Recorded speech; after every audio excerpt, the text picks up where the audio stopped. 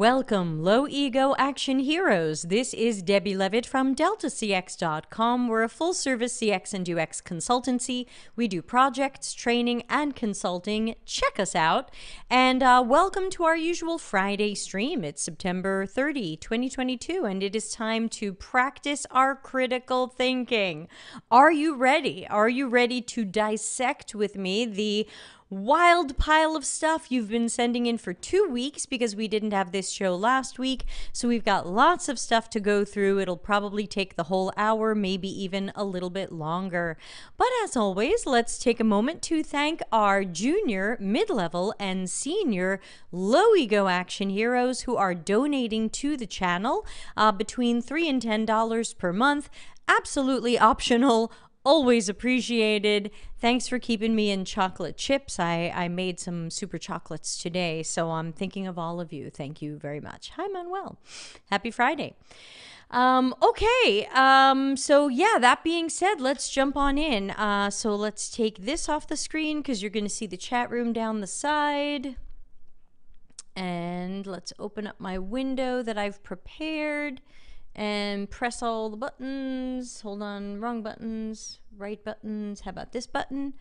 All right, yes, okay, great. So here's me and the chat room and the optional tip jar and the screen.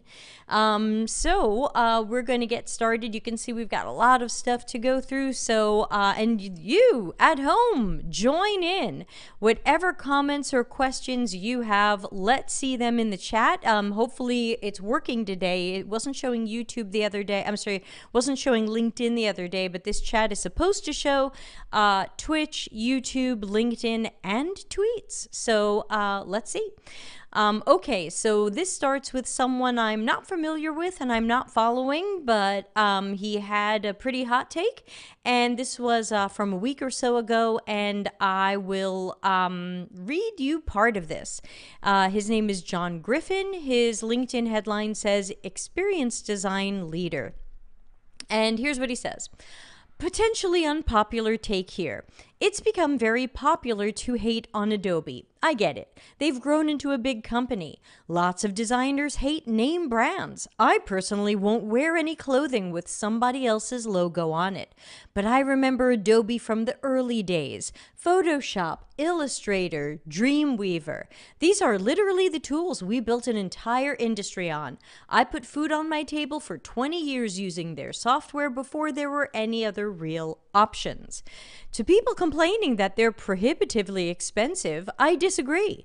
It's a pro tool set that will give you literally every piece of software you need to create for print, web, video, etc. for about $60 a month with a huge discount for students. If you're a designer in the US not making enough to pay $60 a month for your tool set, you're not a professional designer. Even if you're billing at the low rate of $50 an hour, the cloud toolset is less than 2 hours of billable time. And I'm going to stop there because that's probably why people sent it in. I think he has an okay point that Adobe was the software that we all used for many years, and it created careers for many of us. I don't feel like we owe them anything for that. I think most of us paid for the software, so we got what we paid for. But I think a lot of people reacted negatively, and understandably so, when he acted like if you don't want to pay $60 per month for a tool set, you're not a professional designer. And of course, he's got a designer in the US.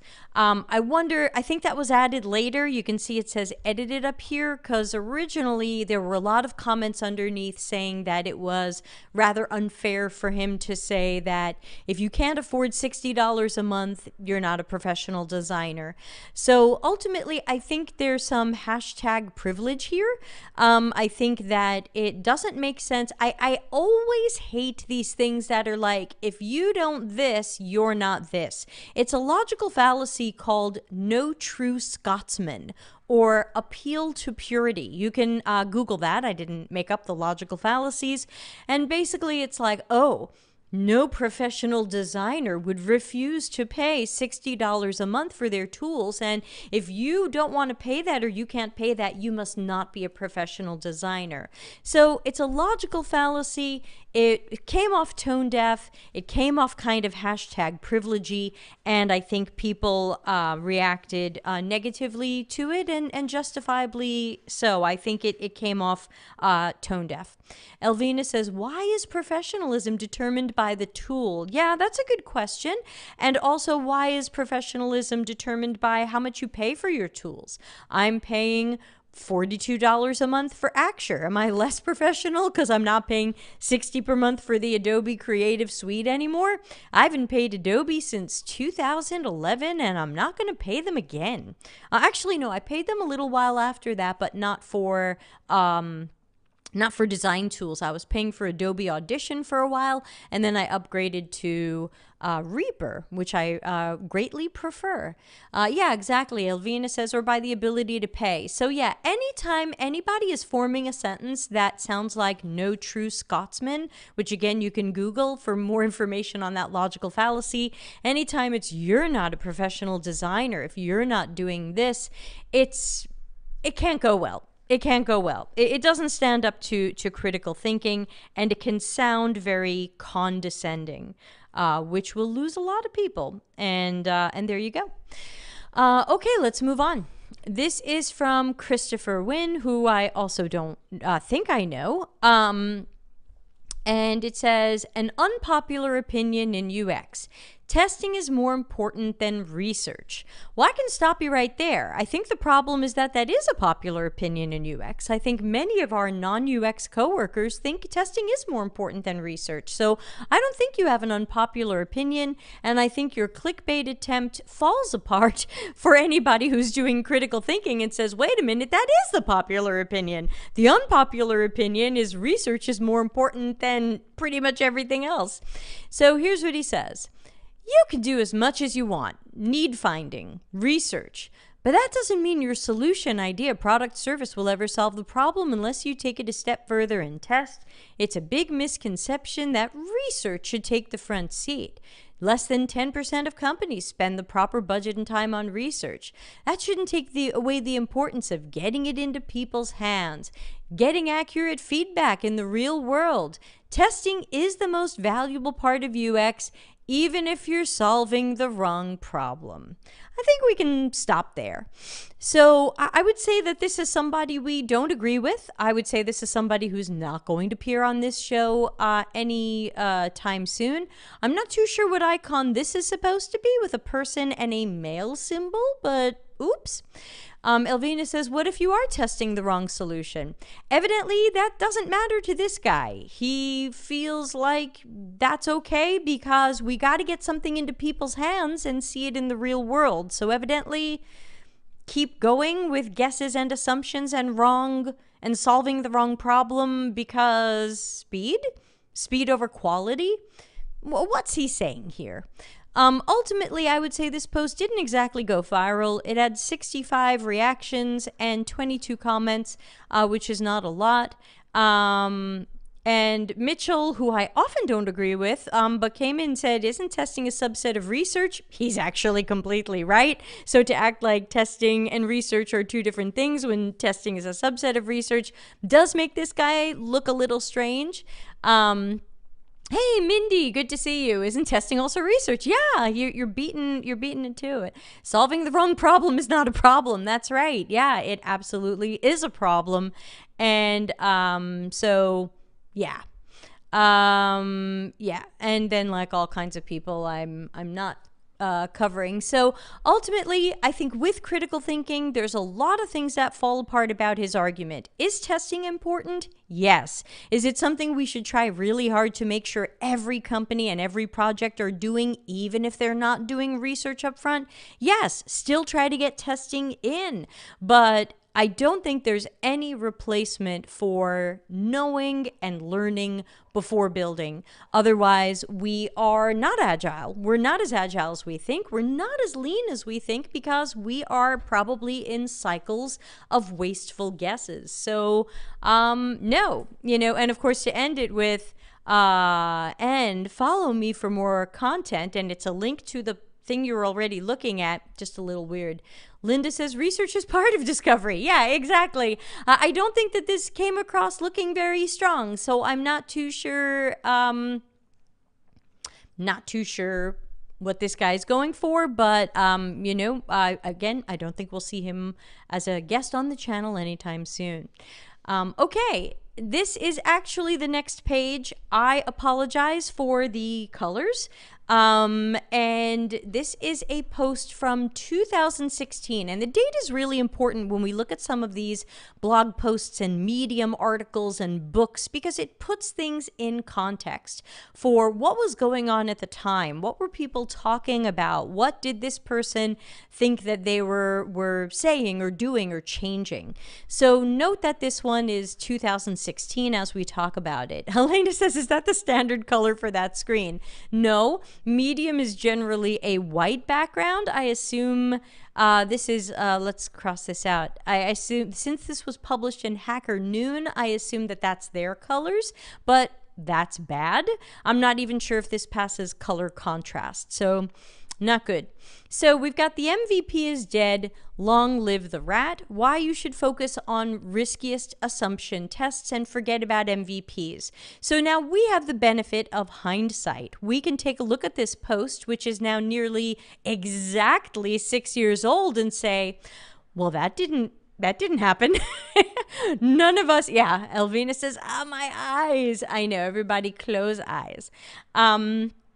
That didn't happen. None of us are talking about the rat, and we're all talking about the MVP. I almost never hear people talking about riskiest assumption tests, and the only time I hear about riskiest assumption tests is right after people have you fill out some shitty canvas that is full of risky assumptions, and then they're like, and what experiment will you have to run to test these shitty assumptions? And I'm always like, wait a minute, can we dispel some of these assumptions before we're building experiments and testing?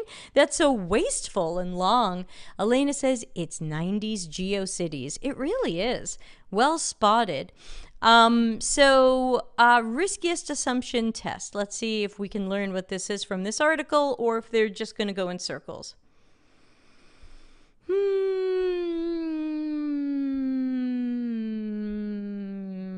Oh, that's it. Okay, so did we learn how to conduct a riskiest assumption test? I don't think so. Did we learn what it is? Let's see. MVP is more complex than the quick test it was supposed to be. That's true. It was supposed to be a quick test and more prototype-based than real product. We know that now. Minimum valuable products. Yeah, we were saying that a lot in 2017. Minimum lovable products. We were saying that a lot. Nobody listened. How minimum should it be? More minimum than you think. Riskiest assumption test is explicit. Riskiest assumption tests puts the focus on learning. Risky. Okay, so this ended up being a giant pile of nothing other than eye pain, because I don't think we learned what it is. You would still have to read this article and then go, well, what is this and how do I do it? So it definitely fails the meaningful, actionable, helpful test, because we cannot take action after reading this. We still don't know what a riskiest assumption test is. And typically when I tell people, when you noticed that you have risk in a project or a risky guess, assumption, untested hypothesis, spin up research to learn more. Don't necessarily jump right into development or experimentation. That could end up being very wasteful, and it kind of blocks out the whole user-centered design process. The user-centered design process is designed to de-risk this stuff by knowing early if we're solving the right problem with the right solution and going in the right direction. We kind of didn't need the MVP. Yeah, thank you, Elvina. The background color was the riskiest assumption, apparently. Beautifully said. Love it. Fantastic. Manuel says accessibility fills everything. Yeah, so let's move away from it. But again, with the magic of hindsight, we can say this didn't happen. You know, like I have Medium articles from a few years ago where I say, you know, I predict something's going to happen in 2 years. That got thrown off by the pandemic. I was wrong. So, you know, someone will read back on that and be like, ah, ha, ha, you were wrong. Sure. Pandemic. All right, so let's take a look at this Medium article. It's about a month old. I don't think I know this person. Maybe the name looks familiar. Is she a low ego action hero? This says, rethinking the future role of designers. Now, I don't know if that's meant to be an arrow or a greater than symbol. Speculative design. Speculative design, which is critical design or design fiction. Okay. What if we, instead of solving problems, we posed problems? Okay, so the beginning of the article was a little soft. I'm not too sure where she or they are going with it. I never know what anybody's pronouns are, so I apologize. What is speculative design? Thank you. Tell us right away, unlike the last article. A way to manifest possibilities of a better livable future, not predict the future or look at it as a destination, but use it as a tool to design the kind of future people want. So this is one of those definitions where I don't know if she copied it from somewhere, but I wish she had reworded it to make it make more sense. Because after reading that, I'm not totally sure what it is. Let's continue and see if we can still tell from the next bullet points. A shift from typical practice of designing that addresses today's problems to bigger future problems like financial crisis, environmental disasters, and political strife. Oh, this sounds like it's in that design thinking bucket of design thinkers should be able to solve the coronavirus. Design thinkers should be able to solve world economic imbalance and Russia invading Ukraine. So be careful on that one. And I'm not sure that's speculative design because the word speculative to me has a very concrete meaning, and it's not making sense here. Open up new perspectives about alternative worldviews and futures, discussion and debate with what-if questions, and responsible design. So I think my initial question is she trying to make up speculative design for, no, this is Dunn and Raby from 10 years ago? So I don't get it. I'm not getting it. Somebody watching the show right now, do you get this? Do you understand what this is and what I'm supposed to do about it? Because Elon Musk says the future might be 100% sustainable.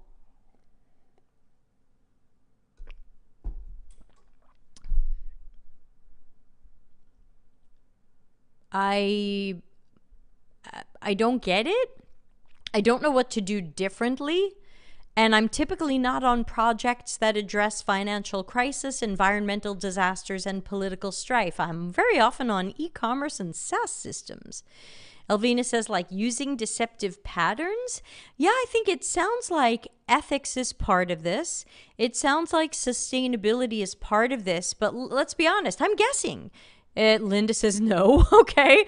Does anybody? I'm guessing. So this is a tip that I have for people who are writing articles, and that is make sure that when you read it back, you feel like if someone did not know this, you know, sometimes people say beginner's mind. If somebody didn't know what this is, could they walk away from this and know what to do? That, right, there's a pic with AI in it somewhere in here. AI. Could somebody walk away from this article and go, ah, right, Tangible. I know what to do. I have an idea of something I can try or a conversation I can start. That's why we roll out meaningful, actionable, helpful. Can I read this article and then take action and say, oh yeah, you know, what I'm doing now isn't this. Here's what I should be doing if I want to do or be more of this. Considering this seems to come from a 2013 book, it appears to have not caught on. That doesn't mean it's bad. It just means hasn't caught on. Hey Wilson, good to see you. How have you been? How's your not that new job anymore? Mindy says maybe more think tanky? Yeah, I don't know. Wilson says her title says design thinker, so maybe we walk away. Yeah, I don't know. A lot of this does sound like some of the things we hear with design thinking, like design thinking. Who remembers episode 108 where Ben and I lost our minds over design thinking definitions, and one of them said you can solve sewage problems in rural communities with design thinking. So design thinking solves everything and nothing, and by the way, still hasn't fixed the coronavirus, so get on it, speculative designers. All right, let's move on. We've got 2 posts sent in from Juan Ramirez. This is not someone that I know. This is not someone I'm following or interested in, but it sounds like some of you are aware of him and not completely happy with the things he's posting. So we're gonna have a look. Oops, and I've got, what do you call it? It's popping up. Slack notifications. Oh, Wilson says job is great. That's wonderful. That's such a great upgrade for you. All right, so we've got 2 Juan posts. Let's start with the first. If you're creating a new product and somehow find yourself optimizing for UX, you will quickly realize that those optimizations rarely result in improved product market fit. Okay, so already he's got me a little bit lost. Linda says, how about not being driven to create new content versus commenting on or adding to existing comments so much is a performative expectation in our TikTok world? Yeah, I don't understand why people keep trying to take things that exist and give them new names. Like, human-centered design was a really great name for pretty much everything all of us do. We didn't have to call it design thinking. We didn't have to call it speculative design. Lolly, oh hi Lolly, saw you just yesterday, says, this article's confusing. We recently discussed it from a perspective of Black Mirror show. It was more of what can possibly go wrong even if the intentions are good, so speculative is maybe about that? Right, we don't even know. We should know. To me, a well-written article leaves you knowing exactly what the point was and what to do about it. So back to Juan. If you find yourself optimizing for UX, I don't know what that means. Is he trying to say we should not improve products and services for the user experience? I wish he had defined what he means by optimizing for UX, because I think we could come up with a handful of different definitions and not really know which one he means. So again, when you're writing stuff, read it over again. I often read my stuff out loud and I say to myself, would someone hearing this for the first time know what I mean? And if not, I need to fix it or add to it. So I don't know what he means. You will quickly realize optimizations rarely result in improved product market fit. Let's see if he explains himself. The reasoning is simple. Quote, an activity will be pursued only if its benefits are equal to or greater than the cost. It's the cost-benefit principle. Okay. What this means in practice is that if you're providing real value, people will still engage with your product even at the expense of having to deal with a crappy user experience. Okay, I don't like where this is going. Designers need to learn that they bring their value to the table by not advocating for a better user experience. Help me with this one? But by figuring out how to create benefits that increase product utility. Okay, this is I think I'm inside of a pretzel. I'm inside of some MC Escher drawing right now. So we shouldn't advocate for a better user experience. That sounds like a takeaway point. Does anyone disagree? Please disagree with me if I'm getting this wrong. Some of these things are written so strangely, I could absolutely be misinterpreting them, and I would love for y'all to help set me straight on that. Don't advocate for a better user experience. Instead, figure out how to create benefits that increase product utility. Don't advocate for a better user experience. Make the product more useful. But don't fight for a better user experience. Just make the product more useful. That's what I read. I could be wrong. This is not well written enough to leave me with a sense of clarity. Elvina says, isn't the value for users diminishing with bad UX? I would have to agree. And I would say that part of a UX practitioner's job across the whole spectrum, including research and content and design, would be advocating for better user experiences, whatever those are. The better user experience could be product utility, could be the usefulness of the product. The better user experience could be the simplicity of the product. It's going to be different for different people. Right? Mindy says, isn't it a bit of a straw man argument, like setting up a false opposition between UX and product market fit? Yes. Yes, fantastic critical thinkers who I'm so proud of that they're in my audience. Yes. Elena says, I feel like this thinking might be what led Netflix auto-playing horror movies. Demonstrates an increased engagement, but users hate it.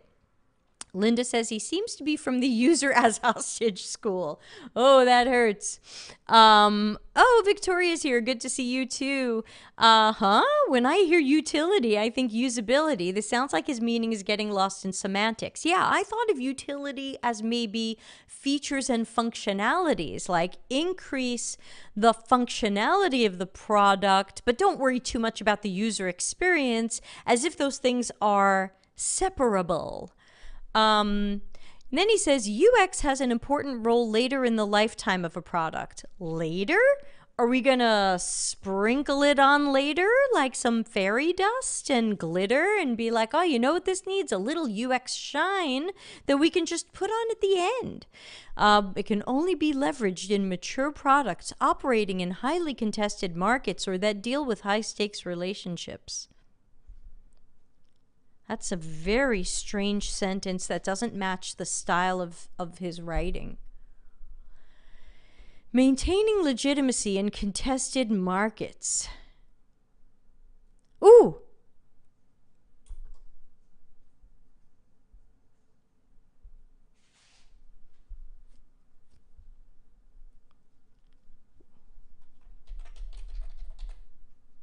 Here we go. Okay, so this guy is reposting this guy. Oh, I thought maybe he took it from somebody else. It got strange there. I thought the whole point, yes, advocating for users, falls short. And then product value measured in revenue, vomit, or engagement, eyeball. This appears to be a y-axis, but it has two values. Elena, help me here. You and I have taken some statistics classes, I assume. Anybody who loves math and data visualization is in pain right now. So what does the x-axis represent? Revenue or engagement? We won't know. They're not the same thing and shouldn't be measured the same. Mindy says, sprinkles, UX salt and pepper, push it real good. Elena says, yeah, I would agree with that. I like your spelling of it. Investment intensity. What does that mean? What is the intensity of an investment? Is that like I'm really, okay, so this is alphabet soup. Alphabet soup. This is why I bought this graphic. Alphabet soup. Okay, but wait, there's more. Someone sent in another Juan Ramirez post. Here you go. Why do software engineers make more money than product designers? Many people will disagree with the answer, but it's pretty simple. In the tech industry, designers are seen as a luxury, Software engineers are seen as a necessity. Software engineers are a necessity. Carity Joe, baby's first graph. Ooh, very good. Bhavya says, doesn't it help in improving the solution with the business and technical challenges and beating a fuse? Yeah. Elena says, I have an entire rant about graphs like this. Yeah, I don't think it would pass Abby Covert's diagram test. Did everybody see Abby Covert on the show a few weeks ago?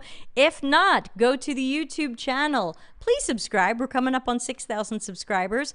And just search on YouTube, Delta CX, Abby Covert. You're going to love the her new book about diagrams and that show.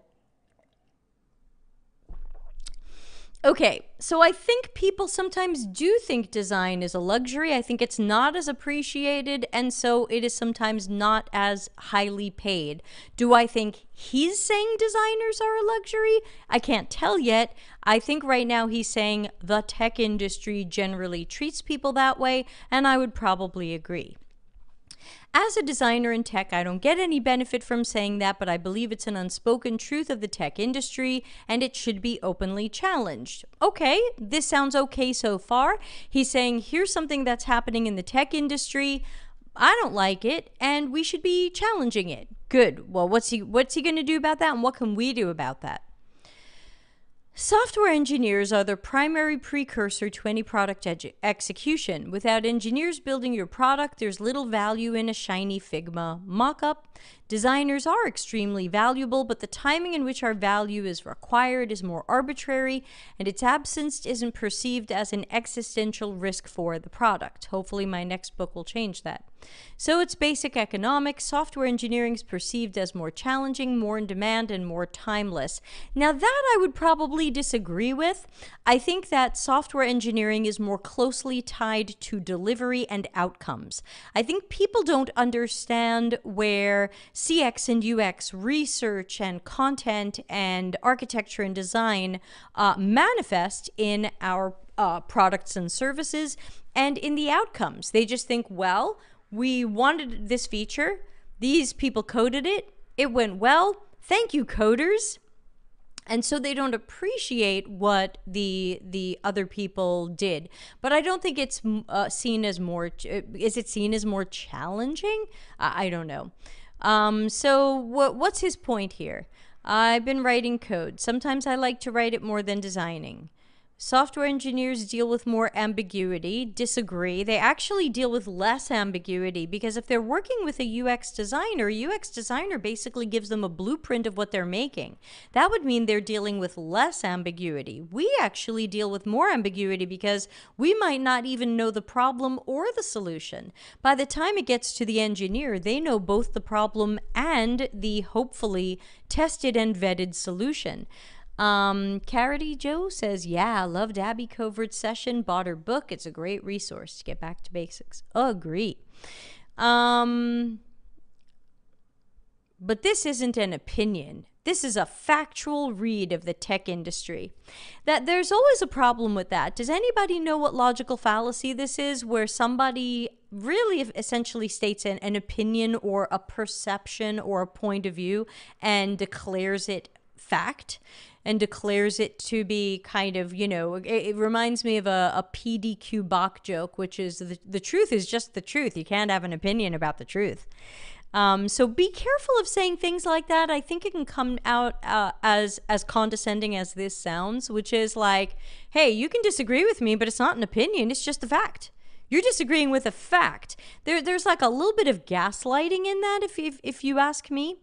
Mindy says, personal opinions dressed as widely held beliefs are still opinions, my dude. Yeah, for sure. Organizations have a poor understanding of design. We need to teach the industry our value is timeless and critical. Great. Now, what he should say after that is, and here's what I'm doing about it. Otherwise, this is just a lot of flag waving, astroturfing. Hey, people don't get us. People don't appreciate us. They really should. Thanks for reading. Bye. There are 0 sources included to industry research. Yeah, so another post from Juan that I'm not impressed by and not somebody who I would follow or invite on the show. I think he says some interesting things here, but they fall apart under condescension and it being non-actionable. It would be great if he said, hey, look at me. I like to wave my you-know-what around in my LinkedIn title by showing I'm at Netflix and I've been at Facebook and GitLab and Amazon. Hey, let me tell you what I have found has worked, and let me tell you about what I've found that doesn't work. Well, that would be awesome. You want to be a leader? You want to be a thought leader? Help us out. Tell us what you've seen work and not work in the places you've been in. That way, this is actionable. And it isn't, you know what, this needs to be better. Hope somebody does something about it. Gotta go by. Joe says, in truth, engineers and designers are equally valuable. I would agree. Completely equally valuable. That's what I tell people too. I say, what should you pay your designers? Whatever you're paying your engineers. Whatever you pay back-end engineers, that's what you pay UX practitioners. Put them on par.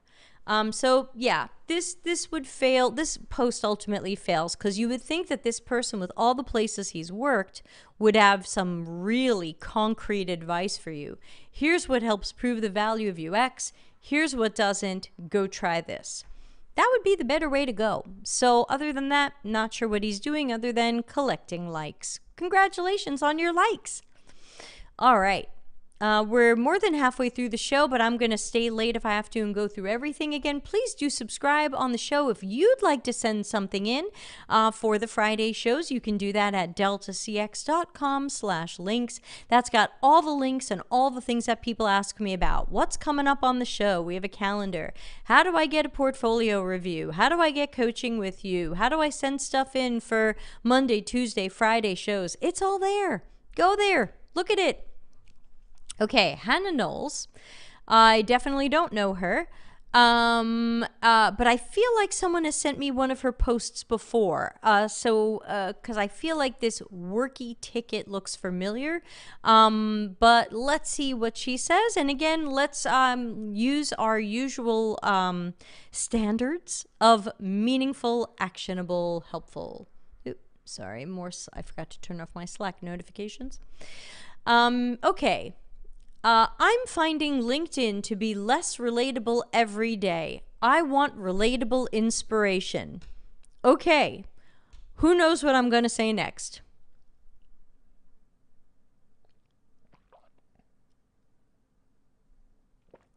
I need a clock ticking sound. I'm going to wait. Who knows what I'm going to say next? I know we're like 20 to 40 seconds off from each other today, but go ahead. Who's going to guess what I'm going to say next? Who knows me that well? Elvina? Mindy says looking in the wrong place for that. That's not what I was going to say, but you are not wrong. Elvina says clickbait? I think it could be clickbait, but that wasn't what I was going to say. I thought y'all knew me better. Okay, get to know me. Then I expect your post to be relatable inspiration. Right? If you want relatable inspiration, I expect your post to be freaking relatable and freaking inspiring. That is the standard you have set up for me. That is your promise. Because if you're going to complain about not getting enough relatable inspiration and then write a non-relatable post or a non-inspiring post, this is ridiculous. Hank says, block posts and curate your feed. This isn't in my feed. Everybody sends me these things. I don't know this person. Daniel says, first time around here, any thoughts on Interaction Design Foundation? That is a question for the Tuesday show. Today's show is where we think critically about stuff people send in, but very quickly, the Interaction Design Foundation is an unethical company with hit and miss courses. There are some courses that are quite good. There are some courses that are not worth it. All in all, they are unethical weirdos. Just be careful. Okay, so let's see Hannah's relatable inspiration. I originally joined LinkedIn to learn and network, both of which I'm still 90% shit at. However, I'm finding my feed has gone down a rabbit hole. Oh, Hang says she needs to curate her feed better. You're welcome, Daniel. Thanks for dropping by. Hope you'll stay and subscribe. Okay, now she's got a bunch of bullet points. So I guess, yeah, and Hanga's right. These must be bullet points based on what she's seeing in her feed.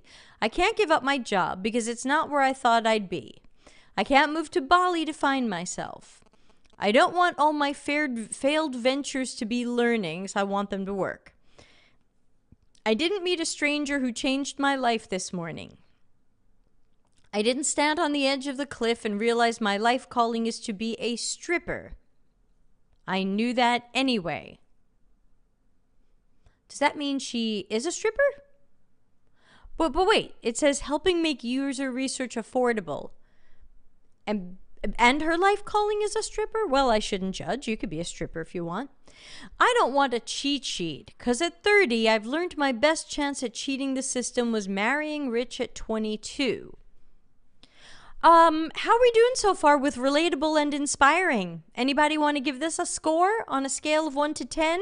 Relatable? Inspiring? Relatable, low for me. Inspiring, 0 for me. There's nothing here that is inspiring me.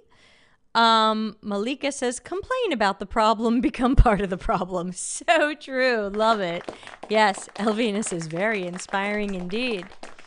Beyond my jovial comments, I want relatable content, not the same content because it's popular. Yet I feel like I keep seeing this.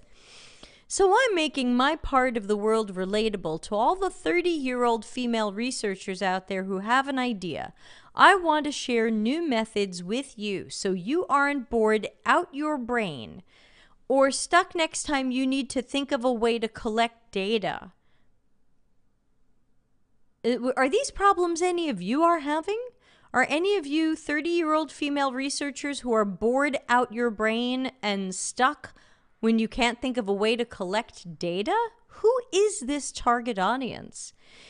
Mindy says, I'm feeling inspired to stop reading and click away. Yeah, this is our comedy show. That's why it's Friday. It's the end of the week. We blow off steam. Mindy gets the rim shot. Elena says, who posted this? Hannah Knowles. I don't know her.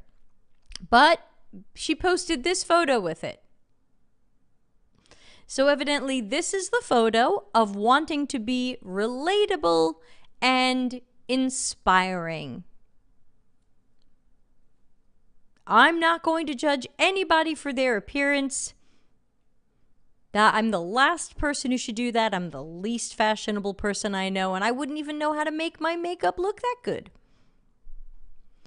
Carity says, this seems like a post created by AI, and Hung says, is she a bot? That's very possible. Oh, I love selfies. Deal with that. What? I think bot is quite possible. Not going to sign in. She's a researcher at NatWest. Anybody work at NatWest? Anybody work with Hannah?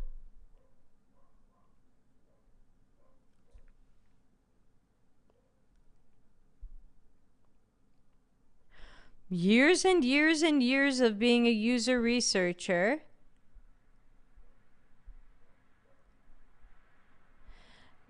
A designer and project manager almost 10 years ago, but she says she's 30. Started working very young. I don't know. Could be AI.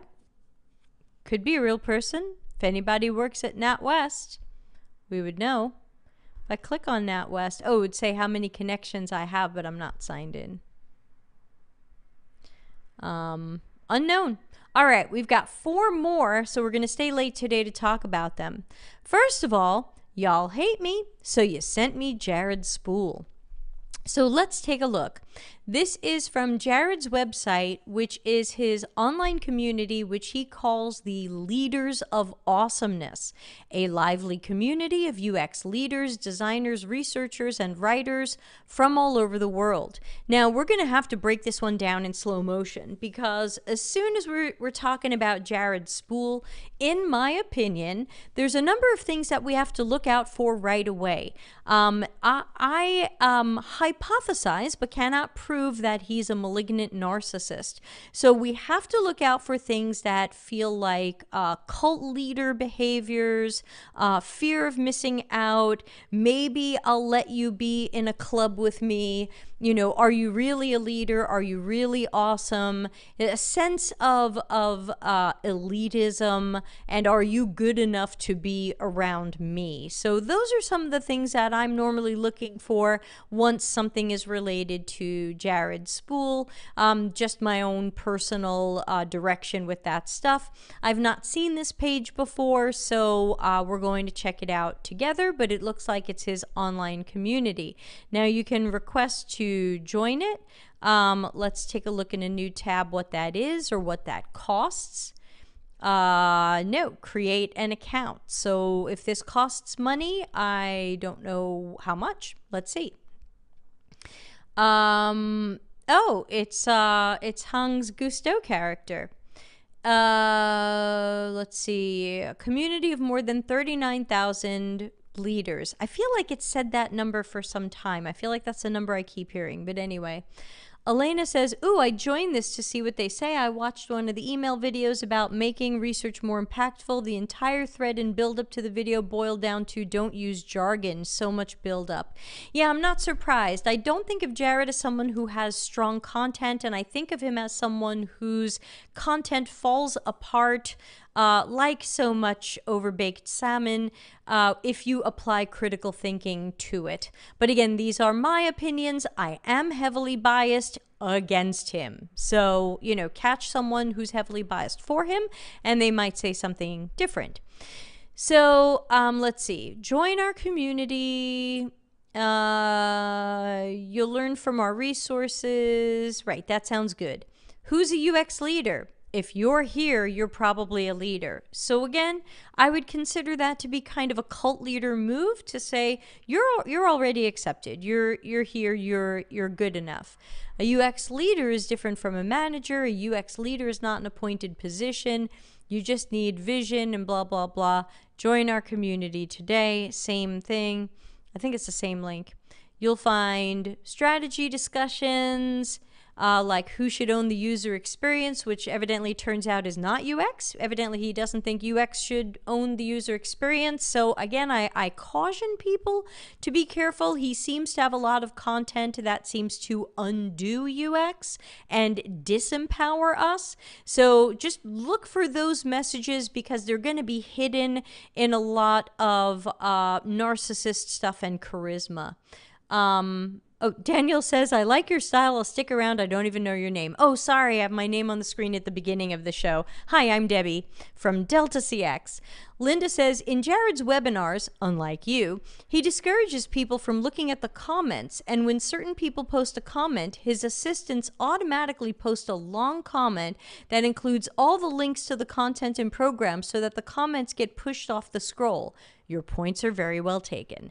Yeah, thanks, Linda. Again, I'm not part of his community, and I try to avoid him because he steals from me so often that I think if I listened to him, I would just have a lawyer on speed dial.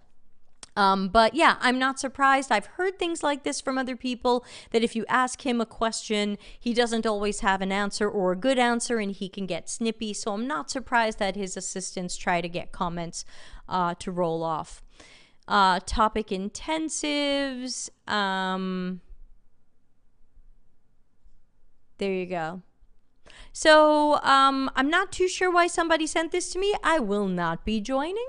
But plenty of people have their own communities. We have communities as well. You are all welcome to join. There is no application form. You can just join our Slack and Discord communities. You can join one, you can join both. The Slack community is a little more active now, but the Discord community is only about 2 months old, so it's still heating up. And you can make it more active by joining. So those are completely free, and there is no application process. I do not make it seem like you must request to join my community. You are welcome as long as you're not Jared Spool or working for him or this lady, Dr. Leslie. please don't join my community. I don't want you there. All right, we've got another one, and then we have two weird ones. So somebody sent me this one. This says UX chunking, a new digestible product design process. Now, of course, if you're going to tell me that there's a new process and it's digestible, that means two things. Number one, I expect it to be new. That means I don't expect it to be a derivative of what I already knew or what I'm already doing. That wouldn't be new. That would be a derivative. Number two, if you tell me it's digestible, I'm going to expect it to be digestible, easy to understand, easy to make sense of, and of course, say it along with me, actionable, meaningful, actionable, helpful. Corey says, but will your communities tell me I'm already a leader just for showing up? No, we don't. We don't, but we do tell you you're a low ego action hero. So you've got that. That's all I can promise you. Mindy says, immediately brings to mind vomit and poop. Oh, that sounds bad. Did you have a bad day? That sounds bad. Okay, so this person says, I've tried to group and simplify the different stages and sub-stages of product design work, which relies on an interplay between analysis and synthesis and takes into account the surrounding dynamics at play.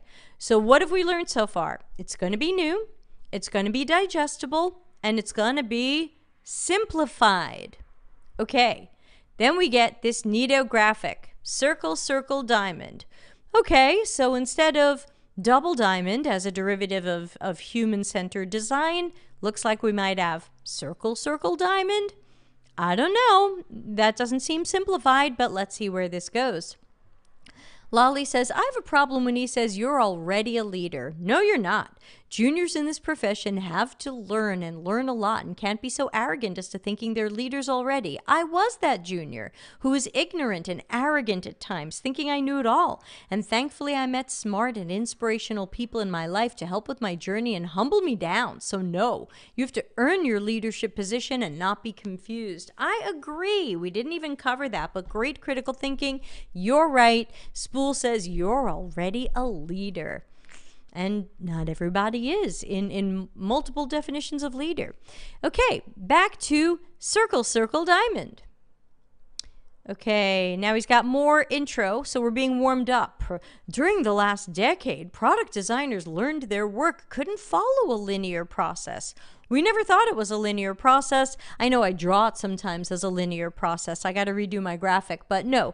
I always say I've drawn it like that because we have phases, but it's absolutely cyclical in many ways. So I'm not sure why he's saying we learned that our work couldn't be linear because I never thought it was. Maybe he did. What can I tell you? And let's see.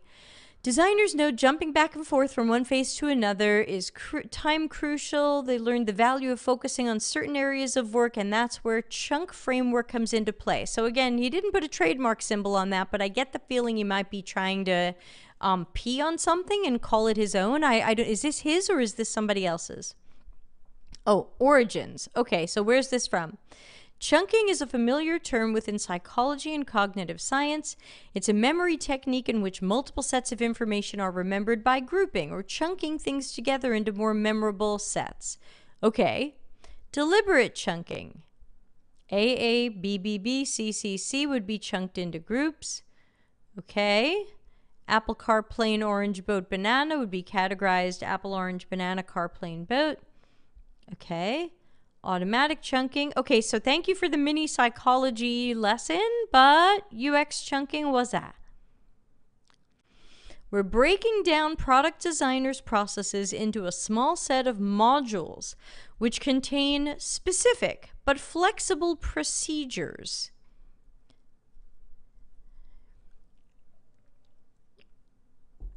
You'll follow a structured path that is less vague and more linear.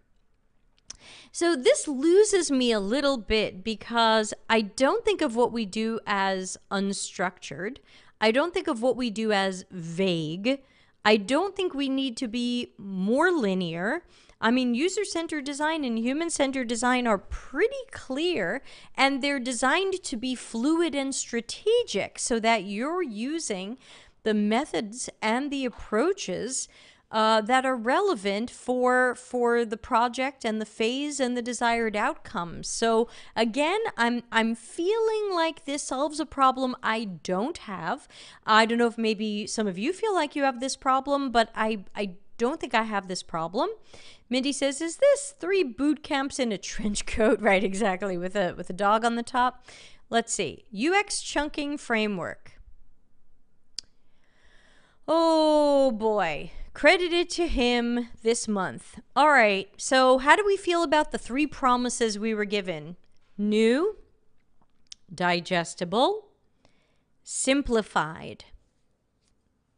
Anybody want to weigh in on how he's done for those? Because we have circle with a diamond in it, circle with a diamond in it, and diamond. And where do you start? Because the arrow on the right has arrows up and down. Where do I start? What is this word? Musts. I couldn't read that for a moment. LOL, this doesn't look simple to me. Elliot says, I keep turning my head sideways. Right, I expect it to look like double diamond and go left to right. Yeah, so do we start at the top? No, you shouldn't start at the top because the surface seems like the end of the project. It seems like we would have to start with the strategy. So the strategy would be first, but it's at the bottom of the diagram. Manuel says, triple diamond with 2 circles. Yeah. Holy cats. All the interlocking shapes you could dream of. Yeah, Manuel says, I can't understand it. Yeah, this would probably fail Abby Covert's diagram heuristics. Yeah, Elvina agrees. Start from strategy. That's what I would think. So strategy says, if we imagine that we have to start at the bottom and go upwards, we start with an icebreaker. Please don't start with an icebreaker. This sounds like workshop bullshit. This sounds like workshop stuff. Icebreaker, 2 truths and a lie, college drinking games. No, please don't start. My project does not need to start with an icebreaker. My project needs to start with the appropriate information gathering so that I can plan research. I don't need broken ice. Linda says, does this come out of design thinking and agile where items seem to be random and then there's little UX design around scenario steps which logically get chunked into a logical sequence? Haven't we always organized things into logical groupings? I thought so. Corey says, isn't scope a part of strategy or scope of a project driven by overall strategy? And Cara Joe says, strategy before scope? Yeah, right. Right. We might have scope and then research, and then we might have to rescope after research, right? Has that ever happened to anybody? Certainly has happened to me, where you start with a scope, and then after research you go, oh crap, hold on. This project has to be more or less than what we thought because of what we've learned. So that is what I'm talking about when I say user-centered design and human-centered design are, I draw them linearly on the screen, but they're fluid and flexible and cyclical. Exploration, synthesis. Okay, those sound like some of the phases of research, but research has a lot of phases, y'all. It's not just break some ice, explore, and synthesize. That's not quite right. Lolly says, oh, people be creating new approaches and techniques just for the sake of it. Nothing really new. Recipe, take familiar, good working process, overcomplicated, add fancy words, and boom, new idea. You're the influencer and design guru. Sign up for my course for $1,000. I do tend to feel that way as well. I don't know if this guy is going to end his article with and take my course, but I feel like I don't even want to see the rest of this because it doesn't make sense. I mean, ideation before prioritization, that's not what I teach. I teach that we have to prioritize the pain points and opportunities, possibly in the form of problem statements, before we're doing any ideation. We have to figure out which problems we're solving first and make sure we have a good understanding of the problem, then prioritize. Then, what?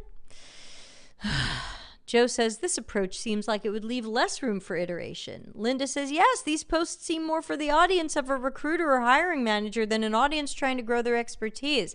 Yeah, I mean, I don't know this guy. He might be super nice. I don't even know. But it kind of reads like, check me out. I'm a thought leader who invented a thing, but the thing doesn't feel natural to me. I would have to undo so many of the things I do now that work so well for me to try to follow this. So that doesn't feel right. Let's see if he ends with take my course.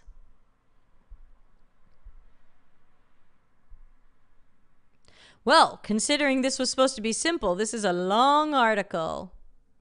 And it's based slightly on James Garrett, and conclusions, and download my diagram. Okay. Well, good news, course not for sale, but wow, that's a very long article for something simple. So is it new? Bits of it? Maybe. It just seems like things we were already doing, just put in an order in which I don't want to do them. Is it digestible? No, I definitely have some diagram indigestion.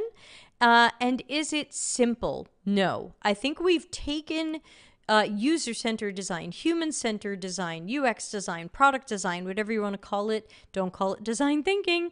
And made it a lot more complicated and hard to explain and understand. I couldn't show this to somebody and go, this is what I do. Elvina says his bio says everything. And Joe says he's a product designer. His bio, product designer. With no path and a clear visual hierarchy. Not sure.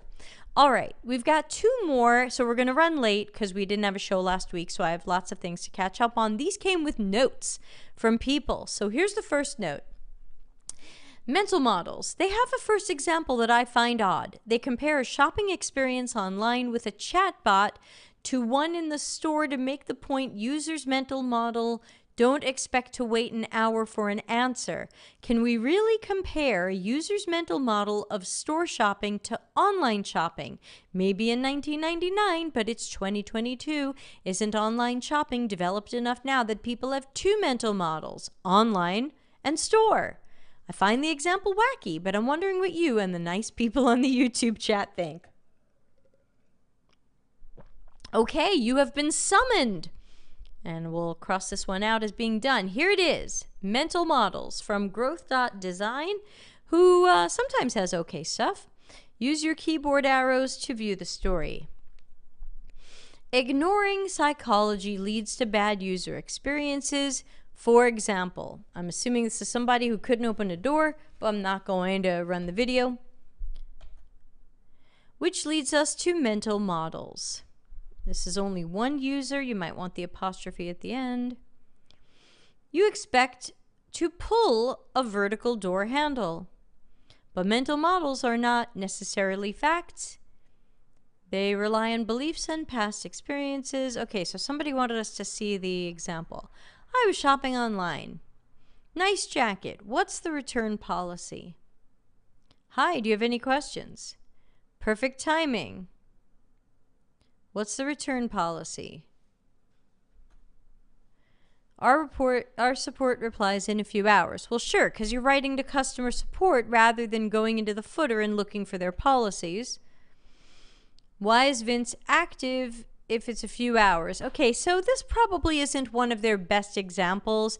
I think some of us, not all of us, are familiar with the paradigm of online chats, that Vince is online, but he's helping other people.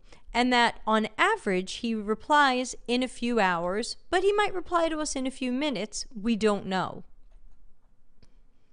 I ain't got time for that. I'm out. So evidently, he didn't want this badly enough to find the return policy, which again was probably linked from the footer in a policies page. Usually, many e-commerce sites have a page at the bottom that say shipping and returns. Is Timeless a real place? Timeless skincare? No, that looked like clothing. Timeless was that made up or was that real? Timeless London, fashion for women. But that was a picture of a man. Did we see what site he was on? Timeless. Timeless.store. Okay, that's not where I am. Timeless.store. It doesn't exist. He made it up for his example. Okay. So we don't know. Your brain uses a real-life equivalent of shopping as a mental model. Nice jacket, but hey, I can answer your question. What's the return policy? Right, that wouldn't happen in real life. Okay, Elvina says, how is this about mental models? It looks like their point is about, I don't know if it's mental models, but it seems to be about expectations, that we have an expectation that if we see an available person, that they're going to give us a relatively quick or immediate answer. Is that a mental model? Or is that just an expectation or assumption?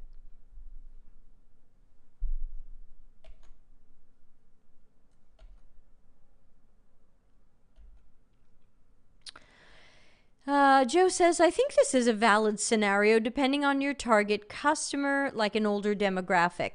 Yeah, I think it can be a valid scenario if you find that people are coming to your site and they're asking support stuff that affects their decision to buy in the moment rather than maybe something that where they need support, you know, like, oh, I got my thing, I'm not happy with it, can we start a return process? That doesn't, you know, you want that answer fast, but it's not going to affect you in the moment as much as a purchase decision moment. I'm not sure this is the strongest example, so it's a little bit strange. And I think I agree with the person who wrote in, who said that we probably do have multiple mental models or different sets of expectations for what store shopping is like versus online. I mean, I know if you go to write Amazon support, you're lucky if you hear back the next day. So, you know, this also dumps us in a little bit of a strange spot, which is, I think they're saying Amazon is showing you here that returns are easy, 30-day returns, but if I look at Amazon right now, is that really where that is on the page? Anybody want to open up their Amazon app and look at a product? I'm just going to grab the first product I see. I don't know why, but Amazon is showing me a foldable shovel.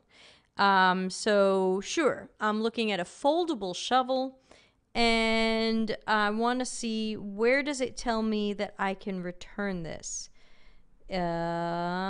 Price includes tax, when I'll get it, where they're sending it, available now, quantity, add to cart, buy now, secure transaction, who it's coming from, add to a list, details, the size, the brand, information, ratings, something else I might like, things that people buy with it. Okay, so I don't know if this screenshot was manufactured, because I'm not seeing returns are easy and anything like that.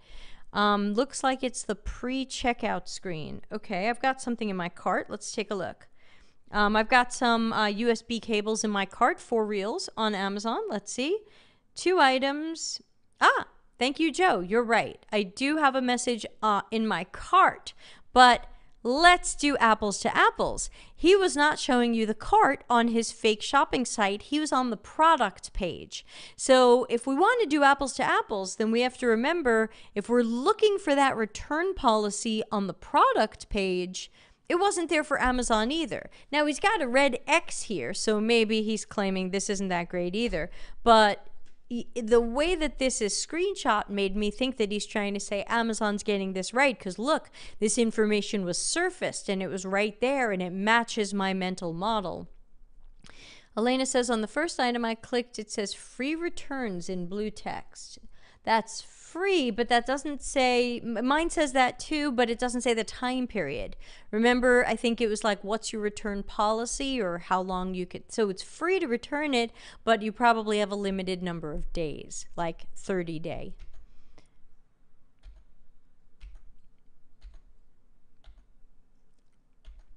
All right, let's move on. We've got one more, so we're going to be ending late. This one comes with a long but thoughtful comment, and it says, a colleague of mine, a UX researcher, shared this article with us on my company Slack channel. I don't agree with the writer, especially point number 2 in the summary at the end of the article.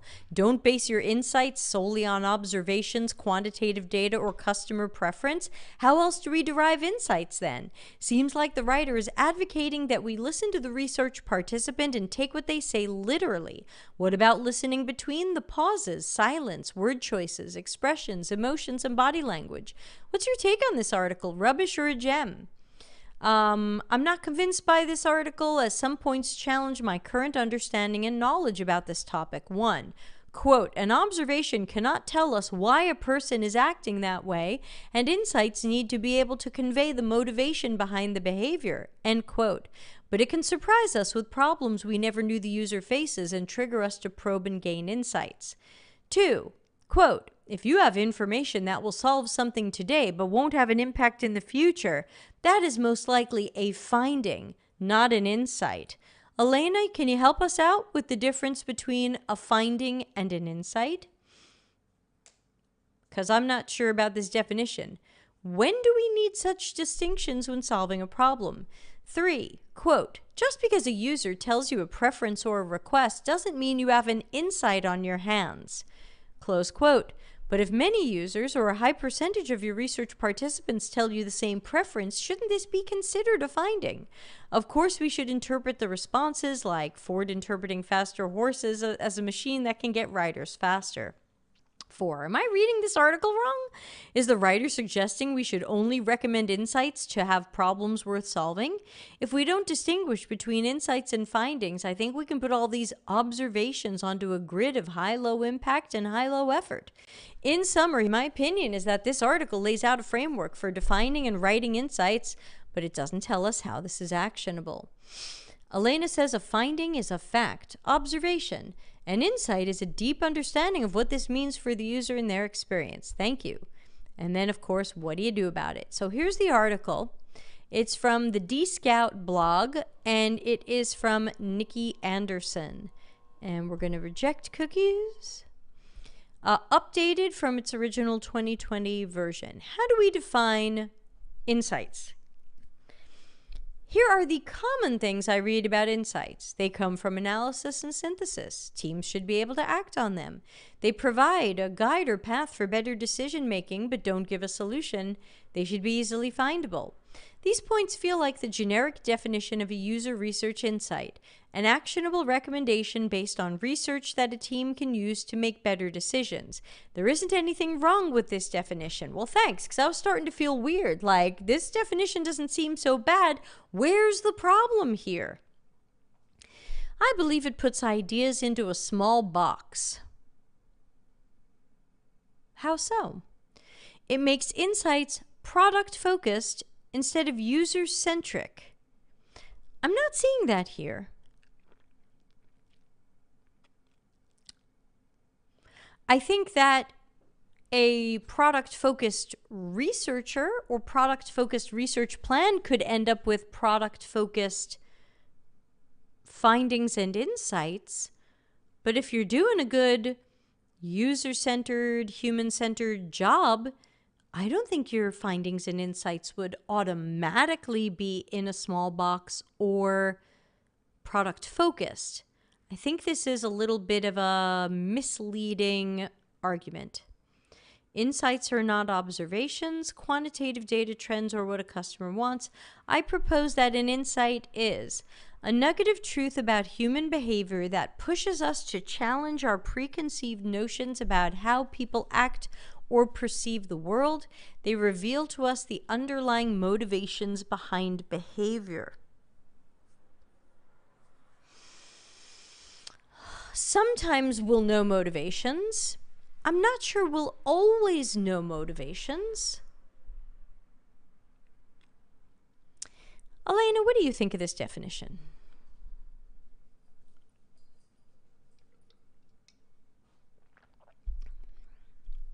How to identify insights. Deep and meaningful conversations. Okay, that's not how to identify insights. That's part of how you get to insights. Yeah, you can't say, hey, here's how to identify insights. Do generative research and have meaningful conversations. That's too surface. That's not actionable. What isn't an insight? An observation, quantitative trends, short shelf life. Corey says, seems focused on behavior. Elena says, it's like step one, but there's a lot more to it. Insights tend to have an impact over months or years. If you have information that solves today but won't have an impact in the future, that's a finding, not an insight. I can't even think of an example of something I've learned in research that would solve something today but no longer be relevant in a few months. This seems very cherry-picked, like I picked one thing and I'm disagreeing with it. It's giving empathy vibes, right? Empathy. User preferences or wishes. What is an insight? A discovery about human behavior and the motivations behind that behavior. I don't think I can always say why someone did something. Elena says, I feel like this is a great example of why research expertise is so valuable and the idea of democratizing falls apart. Elena, can you expand on that? What about this article is saying research expertise is valuable? We know why democratizing falls apart, but what about this article makes you think research expertise is valuable? Do you feel like the author doesn't have that expertise or does? That's what I can't tell.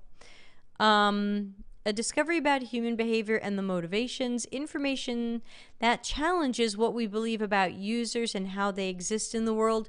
Look, some information validates what we knew or think we know. Some of it will challenge what we know or think we know. So not all insights are going to be, aha, I learned the opposite thing is true. Knowledge that reveals fundamental principles that drive us towards seeing users in a new way. Again, that's a great outcome for research, but doesn't always happen like that. I wouldn't say that's required for it to be an insight. Context, background, what you learned, root cause, motivation, consequences, next steps. Context, background, what you've learned. Yeah, I feel a little done with the article. I'm just not getting it. Elena says, I'm reading this as a fundamental misunderstanding of findings versus insights and how those are related. Yeah, or even how to get good insights out of an observational session or interview session. So I don't feel like we've walked away knowing what to do, and I definitely walk away feeling a little confused, like, if I were to go by this person's standards and definitions, am I doing the right thing? Am I doing the wrong thing? I think by her definitions, I'm doing a lot of the wrong thing. So that's just strange. I agree with the person who sent this in. This is a very strange article and it's not actionable. Malika says, this got me confused. Yeah, me too. Definitely feel confused. All right. That's it for today. Thanks to everybody for staying a little bit late and chopping these things into pieces with me. As always, please do subscribe and tell people about the channel. We're here 3 or 4 days a week talking about CX and UX and how to do it better or how to do it at all, and how to break into pieces weird stuff we bump into where sometimes it's hard to tell what's true and what's actionable. I'm curious what your viewers' colleagues thought. Yeah, you know, I find a lot of people send me these articles like, oh, my colleagues loved this article. And I'm like, this article is word soup. What did they do after they read it? Oh, nothing. You know, so I don't know what the viewers' colleagues did after reading it because I felt like that article wasn't actionable, so I don't know what they can do. Mindy says, thanks, everyone. Yeah, thanks for coming back, Mindy. Lakshi says, thank you. Thank you. So quick note about next week, just to tell you what's on the show schedule. We'll have a Monday show if somebody sends me in something for the Monday show. If there's nothing for the Monday show, I will cancel it. Tuesday is Office Hours Ask Me Anything. I do not have a special guest. It will just be me taking your questions, and we already have a bunch left over from last week that we ran out of time to get to. Wednesday the 5th. Oh, I have to check in with Jen to make sure she can still come. Thursday is our live community networking. Just join Slack or Discord and you can get into our live community networking. And then Friday is more of this. Hey, Fasina, good to see you here. Yeah, everybody, have a great weekend. Stay safe, stay healthy, stay cool or warm, depending upon where you live. And I'm going to go check that Wednesday's guest is still Wednesday's guest. Thanks again for hanging out. Great interactive session today, and I will see everybody. I'm about to click the wrong button. See everybody on Monday, if we have a show. Otherwise, Tuesday. Thanks. Bye. Customer centricity as business intelligence. Visit deltacx.com to learn why we are